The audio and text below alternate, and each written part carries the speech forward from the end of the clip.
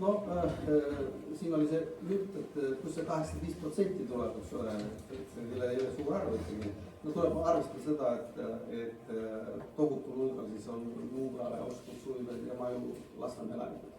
Ja eks ta sealt siis tulebki see soov liituda Tallinnaga. Kuid mis puudutab seda, et ühispiiri ei ole Muuga ja Tallinna vahel, no see küll probleem ei ole.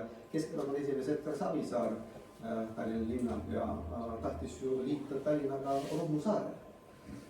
Ja ei oleks ilmselt õnnestunud, nii et see enklaavi probleem, see ei ole nagu tõsine probleem. Mis on olnud, see on see, et Maardu on olnud Tallinna mererajooni osa. Ta on olnud Tallinn. Ja see, et teatud osa elanikke tahab liita kogu Maardu Tallinnaga, eks ole, see on ka teada, eks ole. No see võib-olla ei ole enamus jällegi, ma ei tea neid numbreid täpselt, eks ole. Aga niisugune nagu see mõnedel see soov on olnud, et lahendada mingisugused siin probleemid. Nad arvavad, et see on sellisel moel võimalik, eks ole.